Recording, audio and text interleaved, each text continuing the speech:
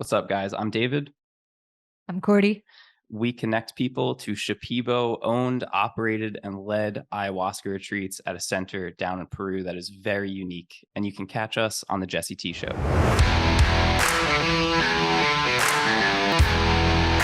All right, y'all doing okay in terms of just like energy and health and wellness and everything going okay for you guys after all this craziness going on? Right now, yeah. For some reason, I don't know. I've been like getting sick way more than I used to. And I think it's just related to like not resting enough. So it's like if I have several days where I'm like going hard and like not fully recovering, just like enough of that just like sets me over the edge and I kind of get a fever for a few days. But today's feeling good. It's like the first day of like fully feeling better. Good, But man.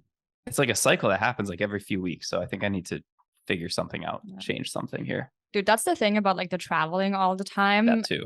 It's hard to get grounded. Like it's really hard to establish a routine. And I don't know if you're that kind of person, but when you're like used to having your morning routine and kind of like your things in one place, and then all of a sudden you're in a new place where you don't have as much space, or you have neighbors, or like you've got to figure out where's the supermarket, where can I get basic necessities. It takes a few days to like arrive, maybe a week, and then it's like you've gone a week without any self-care practices and you just feel like shit. I said the other day, I feel like a dog that like gets taken to a new apartment and it stops eating for a few days because like it doesn't know what's going on. Let's take it one step further. I don't poop regularly like I normally do when I'm traveling. Like as soon as I'm home, 100%. clockwork, when I wake up or right after I work out in the morning, there's a routine. It happens. I'm good. And then as soon as I travel, like I'll hold it for like a few days. And it's like if I'm with people I don't know, I don't want to poop around them. It's like a whole thing. It's a whole I hear thing. you, man. I didn't poop for the first probably 3 or 4 days of our ayahuasca retreat. Oh, really? Oh, God. Yeah. It was rough. He was full of shit. Oh.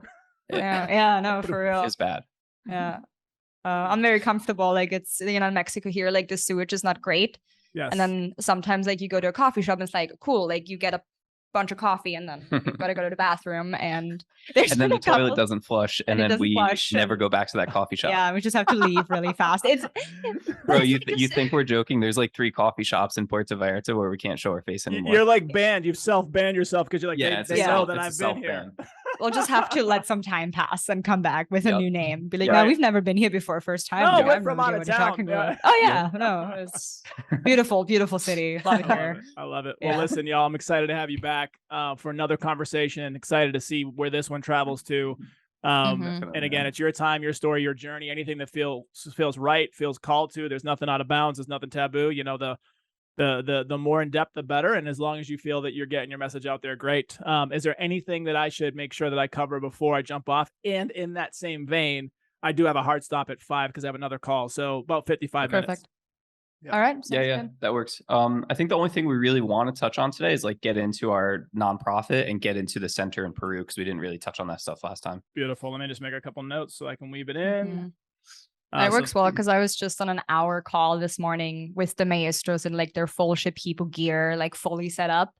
Because what they actually do is like they will get on like video calls with like groups before just so like people can meet them before they go. And they're like, you have any questions? This is us, like here we are. We're here like to serve you. And it's just super approachable. And I was just like translating for them like another one of the other apprentices is doing another retreat. And so it's just like translating and helping out. It's wonderful. Just like they've got their family around and it's nice. How was that call for you? Was it like, did it make you feel good? Like are those calls like insightful? Like what do you gain from them?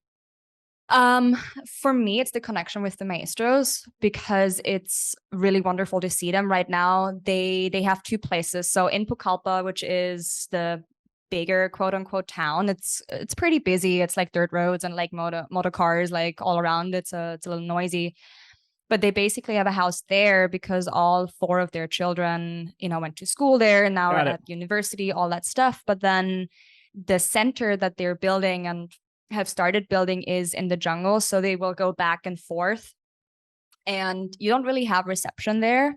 So they will be out, like out of reception for like a week or 2, depending on what they've got going on, because they're doing so much work, just like building things and clearing the land and like planting new like master plants and planting ayahuasca, planting bobinsana, planting all of this beautiful medicine garden, basically. And so every time they come back, it's just really wonderful to touch base with them and like FaceTime and be like, hey, what's up? Like, how are you doing?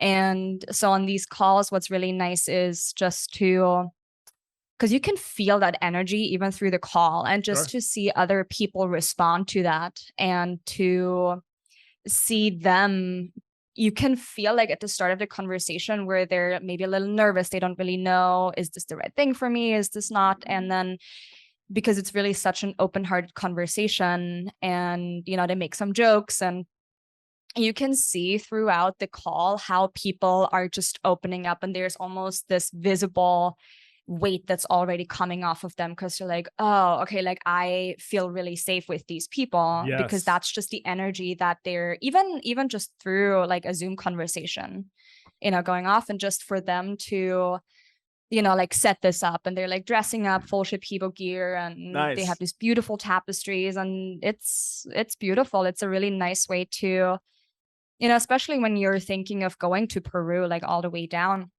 For this one, we were talking about going to Mexico, like bringing them up here to Mexico. But when you go down to Peru, it's such a long journey, and there's so much involved. So really for people to be like, who am I sitting with? Like, who are maybe they know the facilitators, but it's like, who are the maestros? Who are the people actually serving me the medicine? Who are the people really taking care of me? And getting some questions answered about, I'm dealing with this right now. Like, is this the right thing for me? Or is there anything I should be aware of? And they really tell you in so much detail and make you feel so safe. I think it's a huge part of the preparation and really being able to fully surrender to that experience, because you're not going in being like, who is actually going to be sitting in ceremony with me? And I love that they do that. I don't know if other places have it. I've never heard of it. I've not either. No. So it's beautiful, and it keeps you connected, keeps you plugged in. You know, it's a beautiful thing for anybody who's not really familiar with them or the place to kind of get a little bit of familiarity, and like they can feel a little bit better about what they're getting into. And it's just a beautiful, it's like what I would call back in the day, my financial planning business, like white glove treatment. Like you're really taking care of people the best you can. Totally. Yeah. Totally. Yeah, that's beautiful. I think it's important for the maestros too, because if you ask them, you know, during a week of an ayahuasca ceremony, there's a chance for every person to sit down and talk one-on-one with the maestros, where Cordy and I will translate for that as well. And it's usually after the first night of ceremony. And they say that the first night is sort of a diagnostic night for them to actually see your energy when you're under the influence of the ayahuasca, and they can see what's going on with you sort of on a spiritual, energetic level.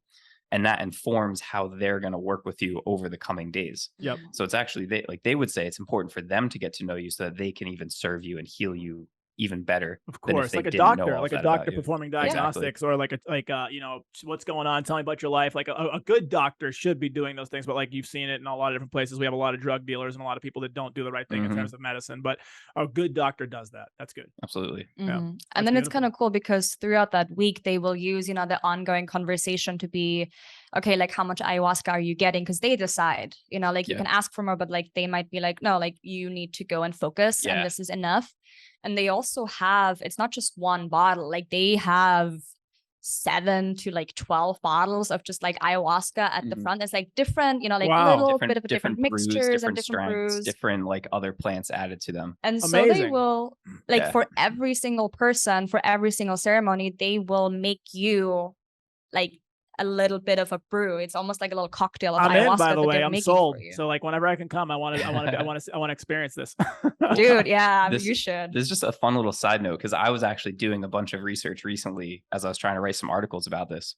And a good analogy for it is like, you know how Eskimos have like 50 different words for snow, and we just call it snow. Yep. So in Peru or in these regions, different ayahuasqueros recognize like 12 or 15 or even like 30 different varieties of ayahuasca. I believe so even just us calling it ayahuasca is reductive by itself. So, you know, that gets to why they have like 12 different bottles, because he is able to work with these different vines and say, okay, this has this energy, this will impart this type of experience. Hell yeah. And then he reads your energy and he determines exactly what you need. That's beautiful. So it's not like a one size fits all. It's really curated for your best experience. Exactly. And I feel like it has to be, because if you're just going, like imagine like someone like orders of the dark web or like whatever website and is like, I'm just gonna get a liter of ayahuasca shipped to me. Like that's a good idea. And like there's no like people don't like, where is it coming from? Like who prepared this? What the fuck is in this? Who touched it on the way here, if possible? Like what the hell's in it? Yeah. Yeah. Like there's a lot about your energy being in the things that you prepare. And I No absolutely believe question. that. Like if the maestro, food's made with love. Like I grew up Italian. I grew up cooking with a little Italian grandmother, and she taught me how to make all the best things. And Tastes it's like different, right? It does. When you make it with love, when you're dancing in the kitchen, and back in the day, if you had a glass of wine, you're singing, you're just kind of like doing all these fun things. It's much different than if like you hate what you're doing and you're putting like frustration and tenseness in there. It's way different. Or just no intention of I'm gonna punch something together, I'm gonna make a bunch of money and sell this to whoever, and then that is something that gets imparted from the medicine, but then also the person holding space for it. So if you have like the same people who are going to harvest it, they're cooking it for it's like an almost 2-day process, and it just boils down, they're adding a bunch of things, they're like singing to it, they're praying with it, and then to have that in combination with the icaros, with the songs where they're like, this is for healing, this is for liberation, this is for cleansing the body. And you see them work in that way where they will literally, it's energetic surgery. And sometimes when you're as facilitator, it's cool because sometimes when you're like just tap enough into that space, you start to see the patterns, you start to see all of that energy, and you start to see how it starts to realign as they're working on a person, and how it instantly just like brings them back or instantly makes them vomit. And that is something that you can't replicate. Like there's ayahuasca, there's a spectrum, and like just like David said, just to like call it ayahuasca is almost an insult when you think about really what it can be and what it sometimes is. That's beautiful. I just I appreciate the caretaking that the lengths they go to, because they're really putting their love and their energy, their chi, everything is going into it, and it's for the highest good of all, which is what everything should be. But a side note from that, technically speaking, your microphones both sound amazing and powerful, so you both sound great. Good. I am ready. I'm ready to jump in if y'all are. We kind of ended a little bit last time, and we don't have to pick up linear. So wherever y'all want to start off with, but if you want to get a bearing for us, to, like a course to chart, do y'all have a place where you might want to start, and I'll just bring you in, and we'll just assume the conversation like it never stopped. Yeah, I don't know. I thought we were getting into it already. We were just shooting the shit.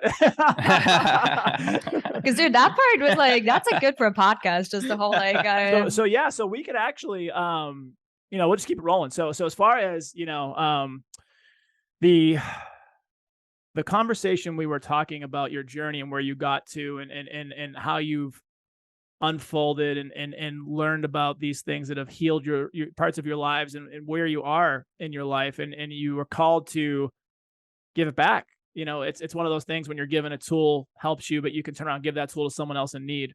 And it sounds like that's kind of where we were heading with the conversation. And there's a couple pieces that I really wanted to delve into based on your journeys. And again, if you need to tap back into those individual journeys, that's beautiful for context. But, stemming from Soltara, and y'all met at Soltara, and, David did his work there, and you had been there for a while yourself, Cordy.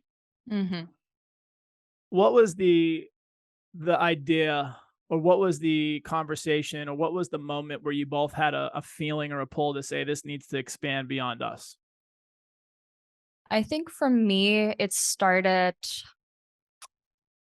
honestly like after the third ceremony that I ever had, which was over 3.5 years ago. And that is when I met the Maestro. And I didn't really know at the time what that was going to look. And I always had her in the back of my head. And it was really sweet today, because on the Zoom call, as we were talking with all of these retreat guests, she was also talking about her journey and how she connected with us. And she was saying that like she really felt this instant connection in that ceremony, and just really felt the energy. So it's a very beautiful thing for me to hear that reciprocated, obviously, as someone that I've always seen as a teacher. And it's interesting because at first I thought her to be this almost untouchable being. That's because I wasn't spending a lot of time with her. I was kind of in my own process, and there were not a lot of opportunities to actually talk to them, because it was just in the ceremony space, really,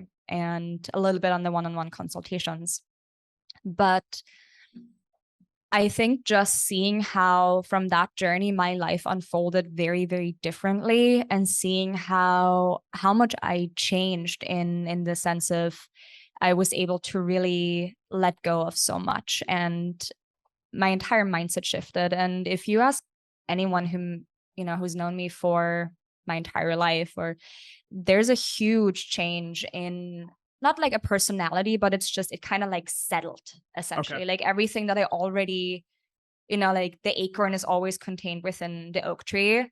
So everything was already there, but I feel like ayahuasca really helped to like align that. And this is one of the things that they're saying, where the medicine, yes, it works in the ceremony, but it works indefinitely, essentially. And ayahuasca specifically, I felt that very strongly, is one of those plant medicines that really stays with you for a very long time, if not forever. Oh yeah. And so just seeing, because I've got imposter syndrome a lot of times. We all and do, especially, yeah, we've all experienced it at least a handful of times, I'd imagine. oh yeah, as a yoga teacher starting out, I was like, what the fuck am I doing? Like, I shouldn't be. You're looking around the room at people that may be a little bit more experienced, bendy, whether in life or whether with yoga, and you're like, who am I? And then at the end of the day, you realize that everyone's different. We all have our own unique medicine to offer. Yeah, exactly. And just kind of going from, I actually saw this change happening in me, and I saw it over a longer period of time, and I can trace it back very clearly to ayahuasca and plant medicine.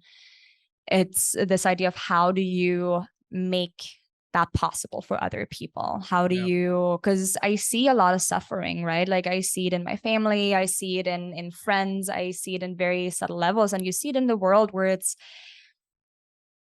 and I don't want to be one of those people who says, oh, just do ayahuasca, because not everybody should, like there's a whole like the intake process and like medical safety, psychological assessments that are needed to do that. But it really does help a lot of people. Like if you are in the right space, physically, mentally, spiritually, to receive that, it's absolutely life-changing. And I think that is where just the Maestro, and then in turn her husband, Maestro Noe, really being open to receive me and then receive us, David and I, like in their homes, like on their land, with such an open heart, and sharing everything. Like there's no walls, like they share everything, they say everything as it is. There's no like fake courtesy or like fake politeness or anything. It's a very like no bullshit. It's a very no bullshit attitude, and I really like that. And I think that is where I really started to see, especially when I went down for the first time to Peru, and it just took it up, not by one level, but by 50, essentially. Wow. And again, like this unfolding of what it did for me personally, and not just me personally, but my entire family, where it like rippled out into where you can't even explain it, to this is something that can really help heal, not just the people that go and experience it, but it does touch their family, it does touch their parents, it does touch their children, their friends, like everyone who they're in communication with and in touch with, because like their energy and like aligns differently. Yeah. And I have so a question I think people about can that. really feel that. So you, when you're interacting with people that knew you before the journey, right? Like people that's family, friends, acquaintances, you have this journey that's profoundly changed you and will change other people in so many beautiful ways. But you may still have connections of people that knew you from before, whether that's good, bad, or indifferent, whatever that means to the situation. How do either one of you operate in those moments where, like, let's say you have a family member, right, that you're struggling with, they you don't want to preach, you don't want to, give them information that maybe they wouldn't align with, but maybe you have some breadcrumbs just through conversation that, like, this is what's happened for me, and this is what's changed for me, and this is what I see in the world. Have you had struggles, either one of you, in dealing with people from, let's call it pre-ayahuasca, post-ayahuasca? And what have those conversations been like? And how do you usually navigate with people? Are you straight up evangelist and you'll talk to anyone and everyone about it? Or is it more of a feeling out what the moment calls for? If the situation makes sense, you can kind of bring it along slowly without having to like scare people. That's a really good question. It's almost this, how to talk to your family about ayahuasca. Yeah. Because that is one of the hardest things, is especially especially right after coming back, I think, because you just had this incredible experience. You want to maybe tell the world about it, and people are like, what the hell? Like, yeah, you're just doing drugs in the jungle, essentially. 100%. People will minimize it because they're either not awakened or they have some ego or trauma, but it could actually come from a place of curiosity. So how do you operate in those moments? How have you operated, and how have you seen that conversation play out for you and for other people? I think for me, I was very quiet about it in the sense that I didn't really talk exactly about like my experience and my because it was also easier because I moved across the world. So I moved from Austria to the US, so I wasn't around my family all the time, which made it easier, honestly, just being a continent and a half away. I moved straight back into my parents' house. I mean, I was living in my parents' house, went to Costa Rica, came straight back to my parents' house. Yeah. So that being said, and for Cordy, what you're saying, it's maybe for me, because I moved from Boston to Georgia and I've been around, so it's easier to kind of like show up as who you are today. Like it's what people realize and meet is your embodiment of who you are. But for David, what was it like going back to seeing the parents, and were they like, how did they feel about it in the beginning? Were they open? Were they closed-minded? Were they curious? And what happened?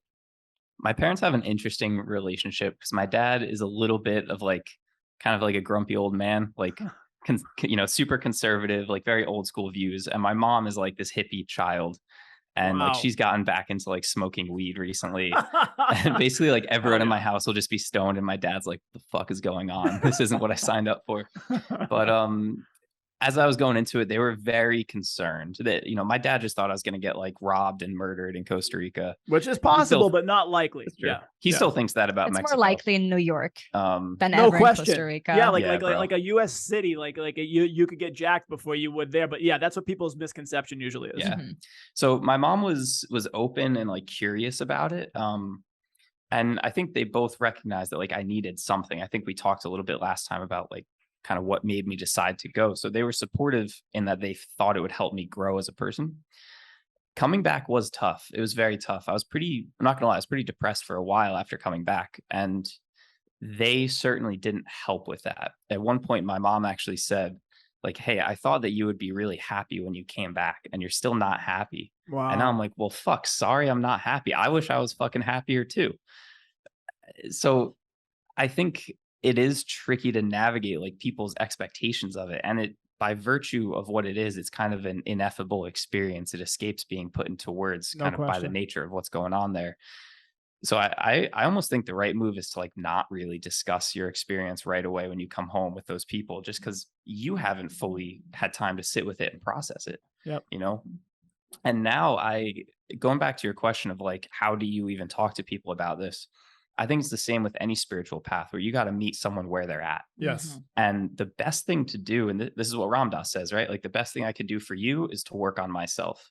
So when you're in a conversation with somebody and there's that voice in the back of your mind saying this person needs ayahuasca, which I deal with all the time because there's a voice in my head that says this person needs jujitsu in their life. Right.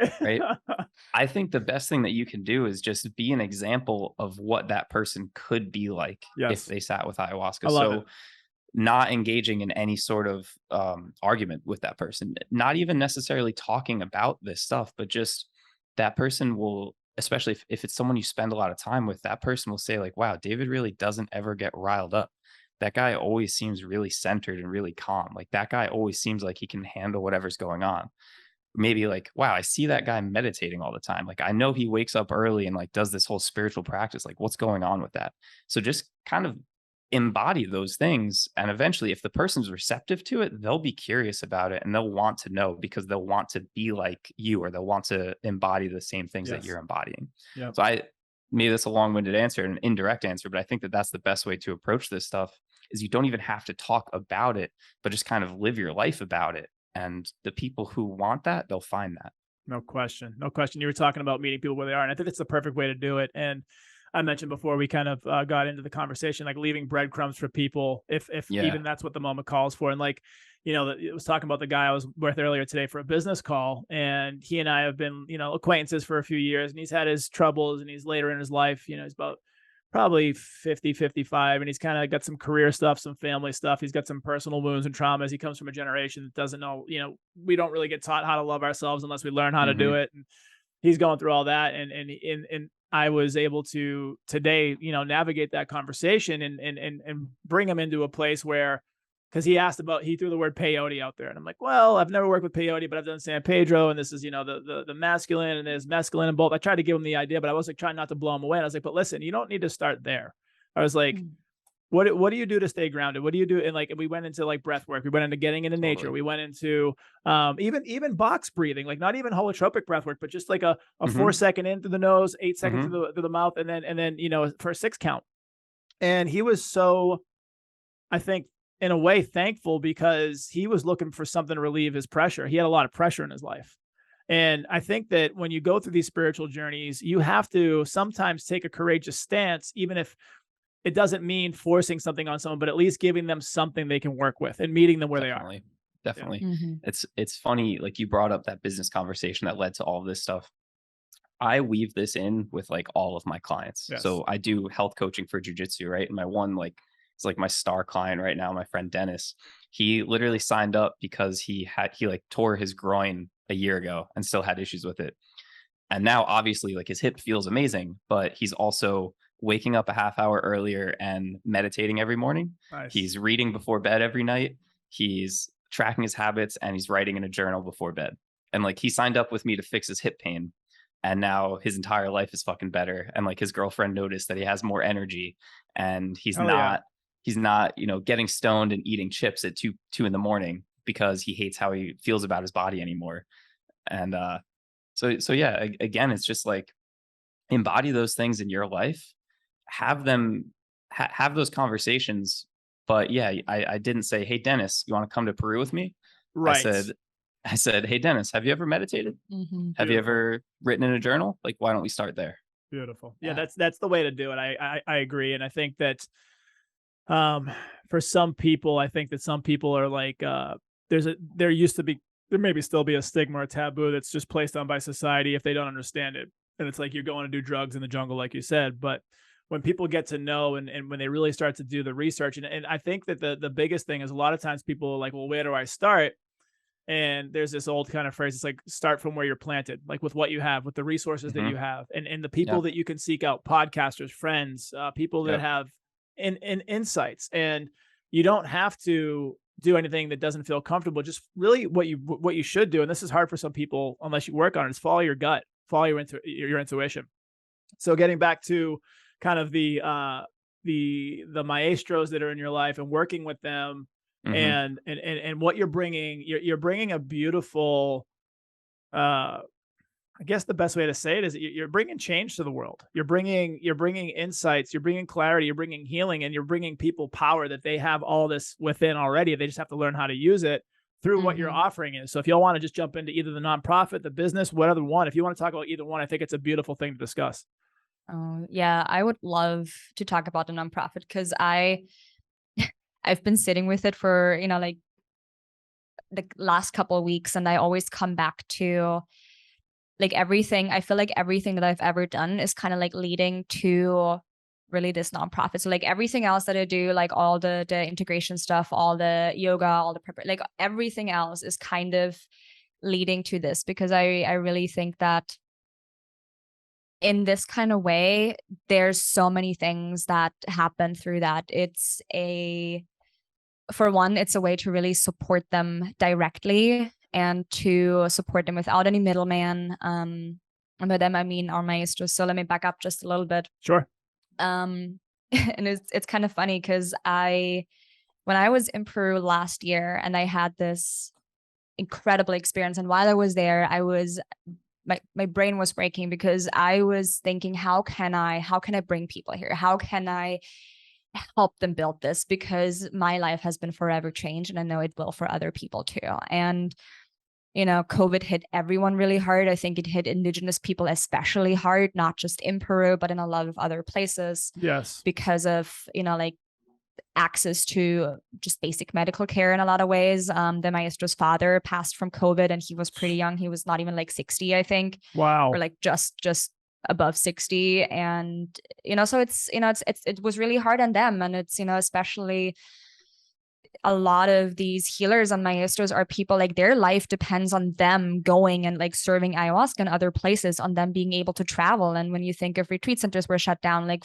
you weren't able to fly. And then even once you were taking that journey, it wasn't a leisurely thing. And if you wanted to go with all the restrictions in place, like you had to fucking want it. Like you wanted, and it made for some amazing groups because like everyone was like so fucking committed because you need to jump through like 16 burning hoops and fucking crocodile river and like whatever. Let me just say real quick, I traveled to Peru in March of 2021 and it was a rite of passage just getting there. Yeah. Even and minor inconveniences like having to wear a face shield and a face mask, but like the intention, the overcoming some of these, I almost didn't even get on the plane because they didn't understand the rules of how to use a COVID test. So like I took a the rapid COVID test. Mm-hmm. I went in there with the results and the doctor had signed it with their wet signature. They didn't have it typed up. And so when I gave it to the lady's like, well, you could have just signed this yourself. And I'm like, listen, lady, I've spent so many hours preparing for this. I've spent money that's thousands of dollars to get here. Like this is one of the biggest things in my life I'm ever going to do. I was like, I cannot miss this flight. And I used every ounce of sales skills I have. I had managers come over. I was still being professional, but I was trying to like, and it was like, I almost didn't get on the plane that changed my life. It was wild. Yeah. And this is actually another really funny thing as a side note, not funny necessarily, but you know how the medicine starts working before the ceremony. Yes. There will be a lot of times where COVID or no COVID, people will face these things where it's almost, like you said, a rite of passage. Yes. Of how badly do you want this? And then also like, if you start to like get super frustrated and like angry, it almost shows you this really ugly side of you where I'm like, oh, this is who I am. And it like tests you in that way. And it's how badly do you actually want it? Did we tell you how we missed our flight from Mexico City to Peru? Nope. Oh God. Okay. Let's not even get into it, but like, let's just say like very similar thing. Jesse, where I fucking 11 p.m. like running around the airport, me in Spanish. Like there were like multiple airport employees who broke the rules to like have us go out through security, back in, and like all of these things. It was, and we missed the flight by like 2 minutes. Yeah. Oh my goodness, that's the worst. It was a shit show. Yeah, but we got rebooked for free the next day. So it was it all worked out. It's just, it always does. It always does. But just kind of this anxiety of, okay, we're supposed to be on this plane, we are leading this retreat, and we just missed our flight. So, many lessons learned before we even set foot in Peru. The medicine before the medicine. Yep. Dude. But that is a thing that, COVID or no COVID definitely happens. But so with that being said, Indigenous people like have been really affected by that because, and you're a very, like self-organized person, very committed to this. And like, even for you, it's like fucking like what PCR test, like things are changing all the time. Like every other week I look on Peru's website, it's like something else. And I'm like, okay, cool. And it's hard to plan. And so not just our Maestro's livelihood, but the livelihood of a lot of other healers in that space, a lot of other Indigenous tribes who work with that medicine has been, like taken away almost because all of a sudden you have 0 people or like very few. And so for them, like in the middle of all of this, to say we're going to start our own center, we are buying land, we are starting with our family to like build like ourselves, like the Maestro is just as hands-on as, like all the other people. We're building cabins, like we're building a maloka, we're clearing the land, we're planting trees because we have so much faith that this is the right thing. We have so much faith that them working together as a couple, as a married couple, and as a family is what we need to do to bring this healing to people on our land, the way that we want to do. And just that, when you have very minimal resources, it's COVID, right? Like you don't speak English. You don't have, like technical marketing skills or anything to say, we're going to take that leap.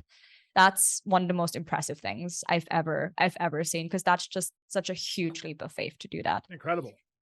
Yeah. And just like as an entrepreneur, like you got to respect the fuck out of that.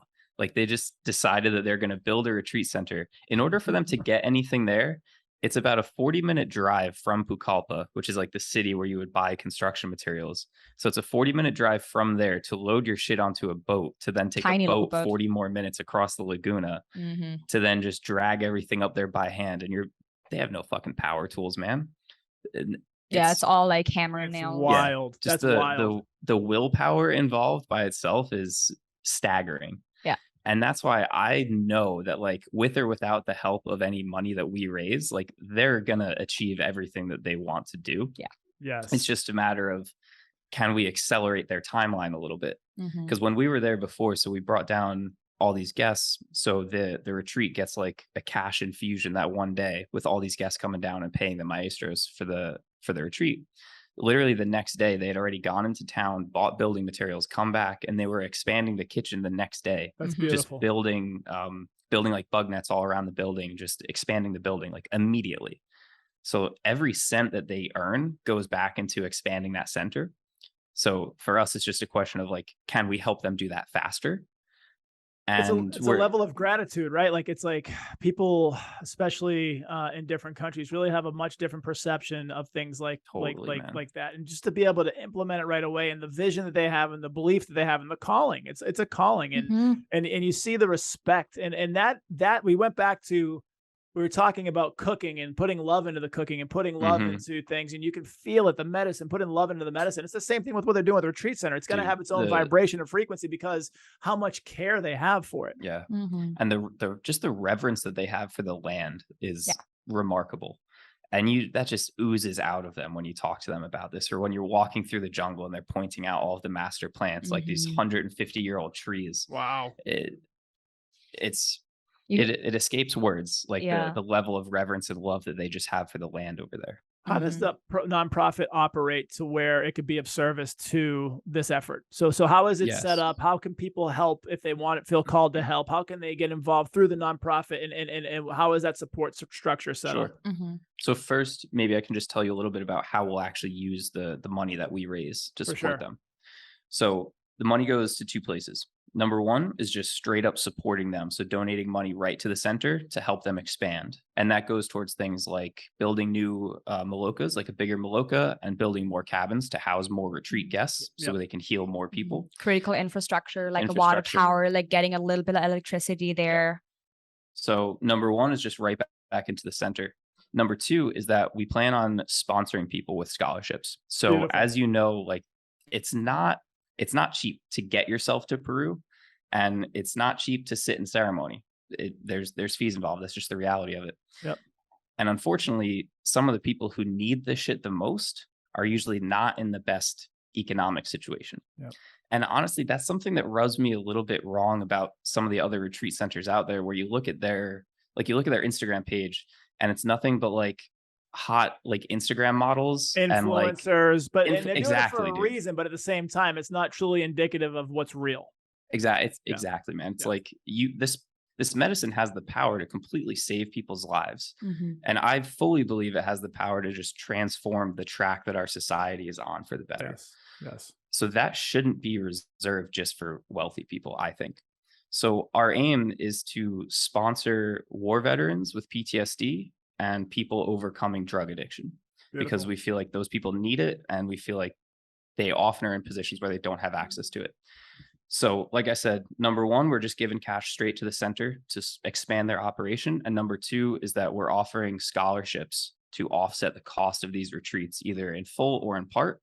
And that money also goes right back into helping the center. Beautiful. Nice. And that is too, like everyone coming just as a guest, completely independent of a scholarship. Like most of the money goes in cash straight to the maestros. Yeah. And that is a cool thing where like it's, like I'm not giving this to like an accountant, I go there, but I am giving this directly to the maestros. And I think that is something where, especially for people coming down and they see where that money goes to, because like we said, they start building things right away and expanding. That's a really incredible like thing to witness. I want to hit on one other piece before we can get into like how other people can support it. Yep. But one other piece of the puzzle here is that what they're doing with this operation, I think it represents something much larger than just this one site. Because, and I've really been educating myself on this lately because I have a nonprofit now, right? So I need to understand this shit. And I think on a more educated level might wade into some territory that would trigger some people or get us canceled. But I think that there's a lot of virtue signaling that goes on when you talk about any sort of like philanthropic endeavor, right? And like people know that like, oh, the people of the Amazon are endangered or being oppressed. It's like, how do you actually know what's going on down there? Like, do you actually know like what the problems are? And this isn't a judgment on anyone. I didn't either until I started really researching it. So what's going on in a lot of these places and a lot of these indigenous tribes and these indigenous people is the young people basically have no future with their traditional way of life. Right. So all these young people who are growing up in the jungle, they've got no future there. They've got no work there. So they end up moving to a city like Pucallpa or moving to one of the bigger cities, basically abandoning their entire cultural heritage and seeking some like menial labor job or seeking some service job and just straight up adopting a modern way of life because they have nothing else there, because they can't sustain themselves with hunting and fishing and farming the way their ancestors did because of logging, because of mining, because of commercial fishing, soybean agriculture. So all these things are disrupting their ecosystem. It's disrupting the way that these people lived.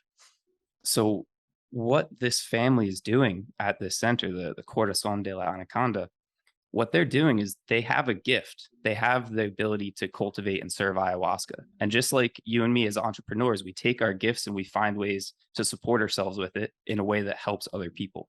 Yes. So building this center is a way for them to use their gifts to support themselves and to support their family and to give the next generation a chance to actually live the same way that their ancestors did, in a way that helps people and in a way that profits themselves. So it's to me like it represents a true preservation of culture that goes so far beyond just the words of like, oh, we're protecting indigenous people.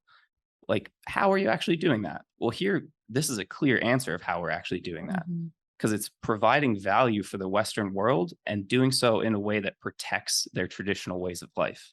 And in doing so, it protects the rainforest. They literally are expanding the surface area of the rainforest by planting a new like orchard of these master plants. So we're protecting and preserving their culture. We're protecting and preserving the rainforest.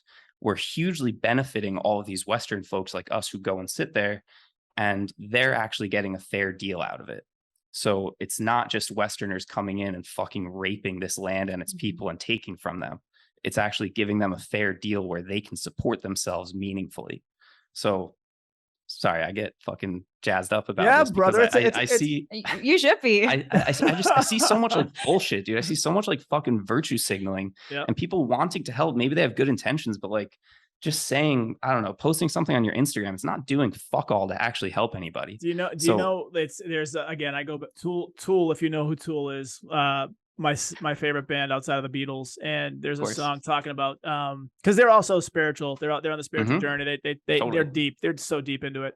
But they talk about one of their songs, "Smiley Glad Hands with Hidden Agendas," and it's exactly what's happening on social media. It's high five, shaking, shaking hands, kissing babies. And I understand the side from the marketing. If you have someone who has influence and they have followers and they have people that will do what they're doing, but there is this kind of like vanity, kind of like Hollywood side to it too. It's like, it's not virtuous. And what you're speaking to is the virtue behind it. And that's what's got you fired up as a human being, because it seems like you're a fucking very idealistic, very virtue filled, but not virtue signaling, but actually give a shit about people. And you want to add value all the way around. And it sounds like that's what you're doing.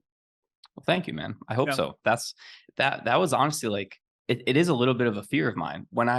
When we were setting up this nonprofit, I had a moment of like, are we just like the white people who think that we can save these indigenous people? Are we the problem? Right. Yeah. And right. Bro, honestly, I deal with that just living here in Mexico, man.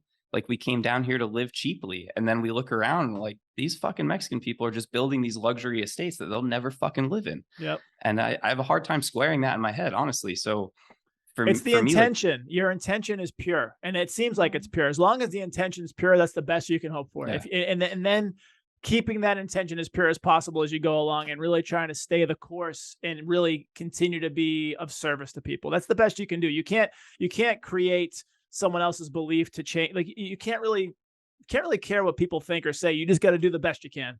Yeah, it's true. Yeah. Well, thank you, man. Easier said than done, though, right? Yeah.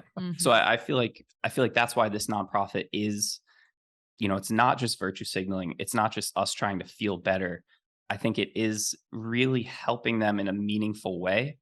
And in turn helping our society and helping fucking everyone. Like I straight up believe that more people doing this, like the world just becomes a better place, one human at a time. We're all in concert with that, I believe. You, the three of us. Yeah. So there's a little diatribe. Maybe we can go back to your question, how other people can support the mission. Yeah, how can people support? And then I also want to talk about, you mentioned like the business side of it too. So if there's something, maybe people want to go on the retreats, maybe people want to, you know, help out in some way. They have a medicine of their own. They can facilitate these types of questions. So on the how can people support, there's a couple ways. So the first one is just straight up donating money. And we have a website. You can probably like link that in the description. If you say it now, we'll also link it in the show notes too. Yeah. The website is plantmedicineproject.com. The full name of the nonprofit organization is Plant Medicine Preservation Project, which is... You're making a face, Jesse. What's up? I was like, how did you get that URL? That was available? Yeah, right? Yeah. Yeah. Wow, I don't know. I know. Yeah, we looked at other stuff and it was like... Some of the ones we wanted were like 20 grand. Yeah, it was insane. Crazy. And it's also good because like Plant Medicine Preservation Project would have been a very like lengthy title for a URL. Perfect. Plantmedicineproject.com.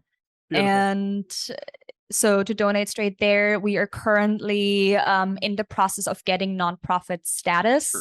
So that is something that we should mention. So right now we're in the process of obtaining the official status of that, which means that all donations will be tax deductible. Once we achieve that status. Yes. So you can donate right now. Once we actually get that form just signed off by the IRS, your donation is retroactively tax deductible. So people understand and people feel comfortable. You will be a nonprofit in the United States as a 501c3. Yes. Correct. In the future, we are waiting on that status, but that's correct. Yep. We're in the process. It's just application with the government, so it takes time. Yes. Beautiful. But in the process still, so 50% basically of all donations go straight to the Maestros. 50% goes towards funding scholarships. So I think this is another thing that I want to touch on a little bit with the scholarships, because there's a whole like application process, like, are you eligible for the scholarship? Are you, suitable to actually do this medicine? Because there's a whole of, like we said, like medical, physical, just health things that one needs to kind of like pass and look out for before doing something like that. Yes. And so in that, it's not just, you're going on this retreat. It's full, like full preparation support, like helping you plan your travels, like taking care of all the costs of travel, basically, like very lengthy integration. So it's, like the entire experience. And so that's one of the parts. And then the other part is like partial scholarships for like people who, like would fall into that category, but don't want to like wait until like a full scholarship becomes available, because there is a wait list, is that they can fill that application form and make their case of like why they should be getting a partial scholarship. And if they get approved, they don't have to wait on a wait list. They can just come basically at cost.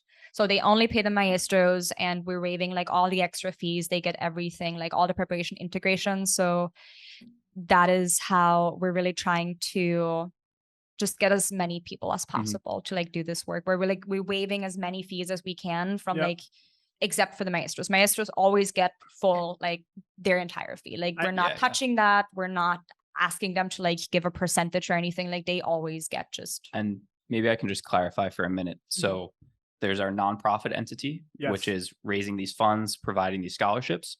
And then Cordy and I, separate from the nonprofit, organize these retreats. That is a for-profit business for us, because we organize it. What's the name of that business? Becoming Om. Becoming Om. Got it. Yes.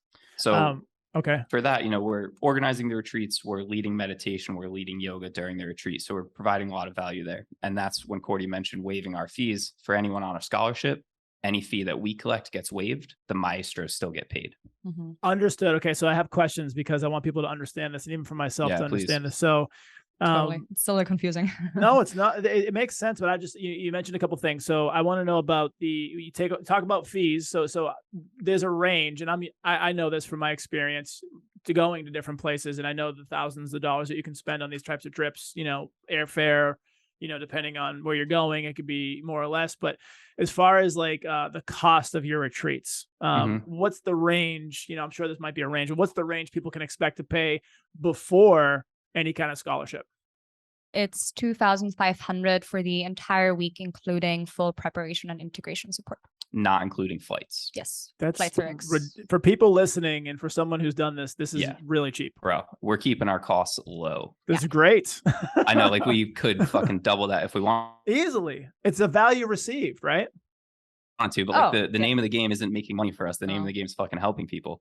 And that's also the beauty of, like, I have another business. We have other business ventures. Like, we don't need to make all our money from this. So this is passion. This is being so we're of service. basically Yeah. And like the last retreat that we did, we basically covered our costs, and we were happy with that. Like, because it's really like we get to learn so much. Like every time we go, the wealth of knowledge that I'm getting, I'm like, I can't, like, we were walking through the jungle and the maestros were pointing all of these medicine plants and, you know, like cutting raw sugar cane right off the side of the path and like giving it to people to like snack on, which if you're on a dieta and you've been off sugar for weeks and like your maestro hands you like a little like sugar cone. It blows your mouth up. Yeah. Bro. Oh, yeah. We were just kind of just like chewing on this like sugar cane thing. You get sugar high immediately, like you're I still get sugar like high, everyone was wired. It was amazing. So the fees are those fees, but then what about frequency? So if someone wants to go on a journey, one of the journeys, are they kind of like at whenever you want to do them, or do you have times of the year? Like, what does that look like? Yeah, the dates are set ahead of time. Cordy, go ahead. And so there's a little bit of a thing in Peru. You've been, Jesse. So there's a very lengthy rainy season where it's not the greatest time to go, especially at a center that's a little bit more grassroots, where you don't have, you know, incredible infrastructure. You don't have like all the paths like beautifully Dude, it rained out. one day and the ground just turned to sludge. You don't want to be there in the rainy season, man. No. So right now, the retreats that we do in Peru are kind of limited from like early May through like mid-September. Got it. Because they have a very long rainy season. And within that, we right now have, we're going back in 2 weeks. So that one's already closed. Beautiful. And then we go next May and next September for sure. But that's the thing, like if we get, like if there's enough people interested, because the retreats are 10 people max. So we don't go over 10 participants. We really wanted to keep it small so people can connect and get a lot of one-on-one time with the maestros. Yes. And also for people to connect among each other. Because as soon as you have a huge group, it kind of gets lost a little bit. Yes. And so if we have enough interest, the flexibility that David and I have with our businesses, we can go, like we can put another like retreat date on. Yeah. It's really just a matter of, can we fill them? And like we fill them, like we go, like as soon as it's like 6 people, we go. You know, like 5 or 6 people were like, cool, let's make it, like, let's go. Yeah. And are y'all taking part too? Are y'all so there's some retreats that I've facilitated as a facilitator where I won't partake in the medicine, and I'm completely, you know, present, and you know, not that you're not present when you're in the energetic field, but then there's some retreats that I've done or facilitations that I've done where I'm with the medicine as well. So do y'all have a preference? Do you have like an average of kind of what you do? Are you partaking as the guests? Are you also facilitating? A little bit of both? How does that work? This next one that we have coming up is a little different because it is super small. But on a normal one where we have a more full group, I look at my role as a facilitator I take it very seriously while recognizing that my role is extremely minimal in the process that actually goes on. So I do want to be able to actually be there and hold space for people as best as possible, and recognize that that ceremony is like, it's not my ceremony. If I want to do the work, I can go down and sit by myself. So just for my own self, wanting to be as impeccable as possible, I don't fully go under the medicine. So we take like what would be called like a facilitator dose. So for me, it's like a sip of ayahuasca. Just to be in the field, so to speak. Yeah, exactly. To be in the same space. And what's really interesting though is this last time around, we took the dieta very seriously. And maybe we can talk a little bit about that. But for sure. We didn't really expand on dieta. So if you want to go for it. Yeah. But just for right now, I think that because I took it so seriously, I became extremely sensitive to the ayahuasca. So I was able to take just a sip of it. And I went through my entire own little medicine journey before the medicine even started kicking in for everyone else. And so I was just sitting I had a little plastic chair next to the door, and I'm just chilling there doing my thing. When the maestro started singing at one point, like I sat on the floor and I just like almost like received the Icaro. And then after that, I was good to go. I was like completely sober and I was good to help everyone else. So for me, that works perfectly. And then the timing is like kind of the opposite for Cordy, which also is just perfect for us as like a Right. couple. Yeah. Because my tolerance is pretty high and it takes forever to kick in. Like I'm talking like 3 hours. Wow. Probably Yeah. every time. I'm an ayahuasca lightweight, bro. Yeah. Like you're done. Like you're in and out like 15 minutes. You're good to go. And so I'm fully present with same thing, like very small amount, like maybe a half cup, just because I have naturally a very high tolerance of ayahuasca. And so very small amount. And then I will support everyone just being essentially quote unquote, like very sober. And then everyone's done. Like everyone's purged. Now it's been quiet. The icaros have been like sung and, it's just quiet. And then the medicine's like, now you go. And it's really this really beautiful thing of like, we both get to journey, but we do it in that time frame of protecting the space where, and the medicine is very intelligent. I truly believe that, where it's, it makes sure that you have exactly the experience that you need to have. Yeah, that's beautiful. And speaking about the intelligence of it, I can't remember if last time I shared it all about my first experience and how the medicine talked to me a little bit. I don't think you did. So just to speak to the intelligence that it has and how it's so much more than just going to the jungle to do drugs. So I mentioned this time around, I took the dieta very seriously. My first time around, I broke basically every single rule, like within 3 days of going there, dude. I drank alcohol, smoked weed, and had sex like within 3 days of going to sit with ayahuasca. So the first night of ceremony, I drank probably like a full cup, and about 45 minutes go by. And I'm just sitting there waiting to feel something and like feeling very uncomfortable because the Maloka is really hot. I'm kind of sweaty and sticky. And I'm just like having a bad time, basically. And I remember thinking to myself, like, this is so weird. Like, I took a drug, it should have an effect. Like, if I take mushrooms, you take a drug, it has an effect. You take LSD, like, it affects your neurochemistry. Like, why isn't anything happening? And I was thinking to myself, like, maybe I pissed off the ayahuasca by breaking all the rules and like Mother Ayahuasca doesn't want to meet me now. Yeah. But literally, like, the moment I had that thought of like, I took a drug, why is there no effect? Bro, fucking clear as day, I heard a voice just pop into my brain that straight up said, we are not drugs and we're tired of people thinking that. And I was like, oh, fuck, I'm so sorry. Did you actually say that? In my brain, yeah, I was like, I'm so sorry. I didn't mean to offend you. Wow, that's beautiful. That is beautiful. Dude, it was, and if you told me, like, if I was listening to this podcast 2 years ago, I'd be like, yeah, whatever. It's fucking stupid. You're just on drugs, man. But I'm telling you, dude, it's not a drug. And the maestros will tell you that you're interfacing with the spirits of the plants.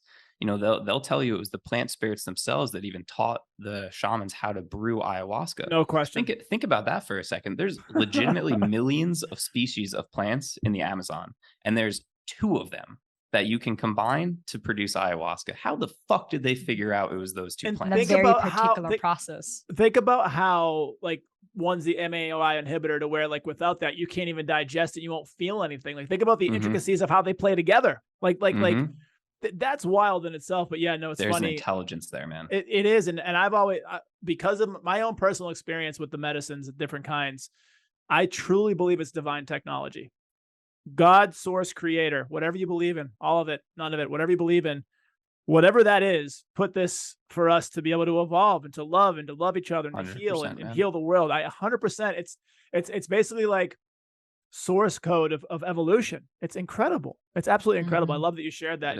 It's funny because I know when you say you heard the voice, it's like you don't actually, I never hear a voice, but it's a knowing. It's like something speaking to you, but it's not like you have earbuds in and you can hear like the earbud in your ear, but you have this knowing and this knowledge that comes to you. It's absolutely incredible. And I do have a question, kind of stepping off the track we've been on, because this is for more the mushroom track. So, and you brought that up when you said mushroom. So I know that Cordy, and I don't know if you do this as well, but Cordy, I believe what I've read and what I've seen, you do, you help people, or you do microdosing protocols. Is that correct? Yeah, microdosing protocols and facilitate macro journeys, Okay. so heroic doses. When you're doing either one, and you're working with someone who has anxiety, which many people do, and a lot of people are on different things, Wellbutrin, all sorts of different anti-anxiety meds. A lot of times there could be nothing super serious, but I've seen people, it could be, I don't want to say that, But what I've seen for the most part is people maybe don't feel the effects as much of like a mushroom because they have these other chemicals in their body almost kind of blocking. How do you work with people with anxiety that are on anxiety prescribed drugs from big pharma to be able to receive and work with things like microdosing and the macrodosing?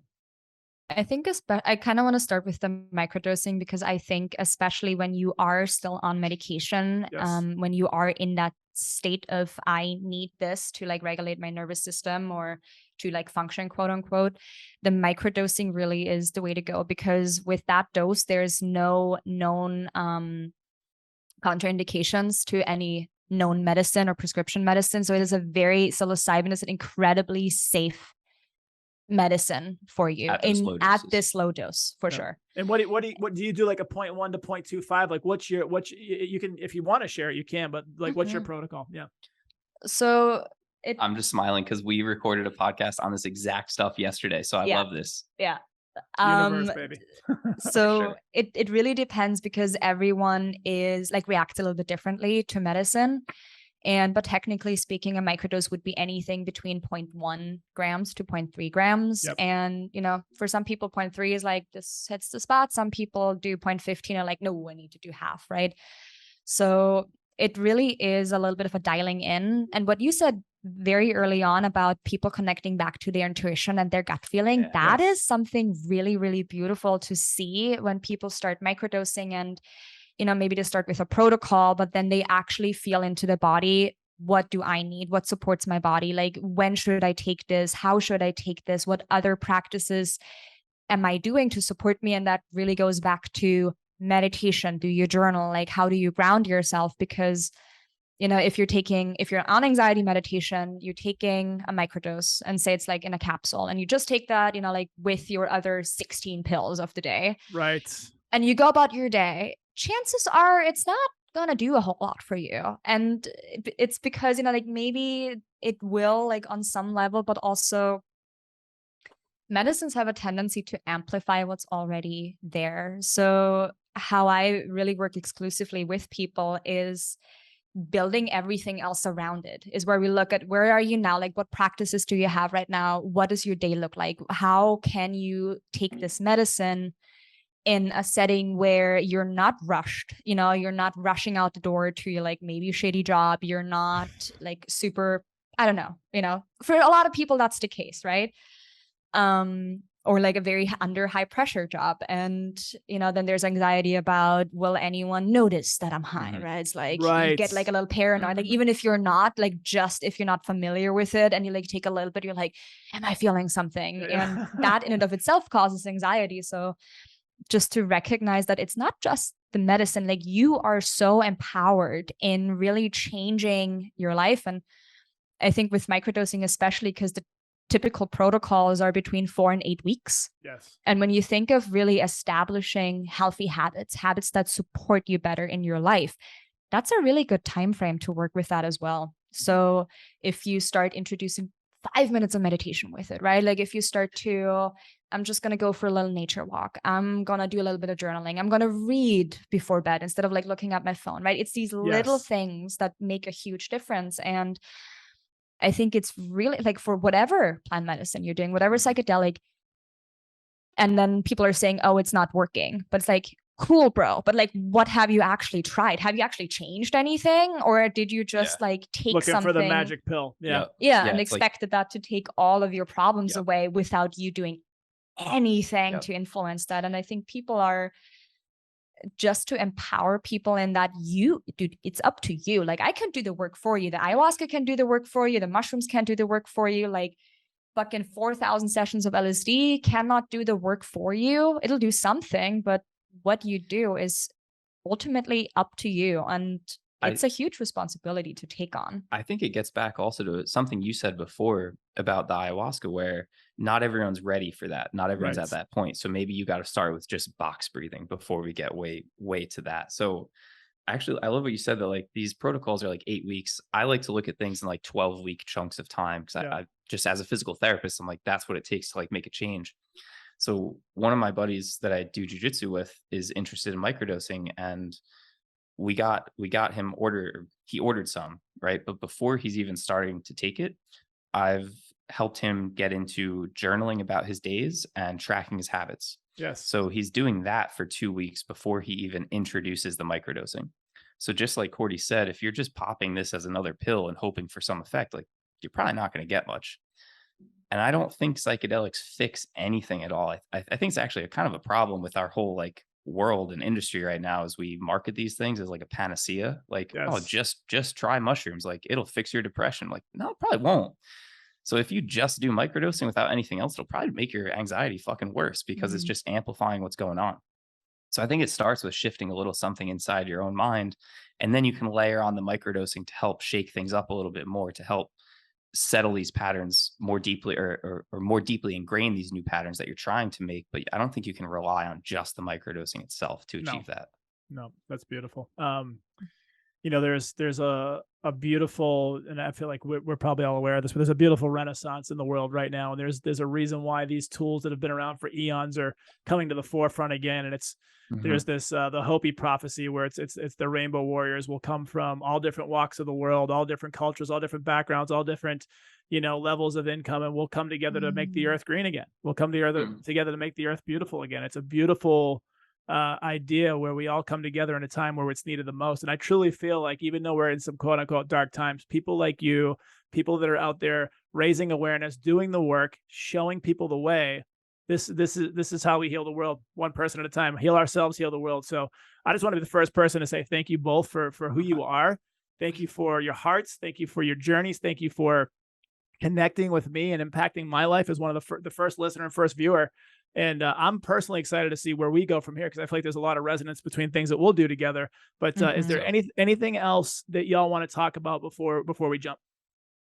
No, just for everyone, or like anyone who's interested in this, do a little bit of your research. And Jesse, like you said, like trust your gut. Like who you work with is incredibly important. Whose energy you're with when you do this journey, whether it's someone just supporting you throughout microdosing, whether it's someone holding this really big space for you in a medicine ceremony. If something feels off, really listen to that as well. And this is not just a trip. Like I not ever see this as I'm just going to go and like trip, but this is something that can potentially change your entire life. I know it's done that for me. It's done that for David, Jesse.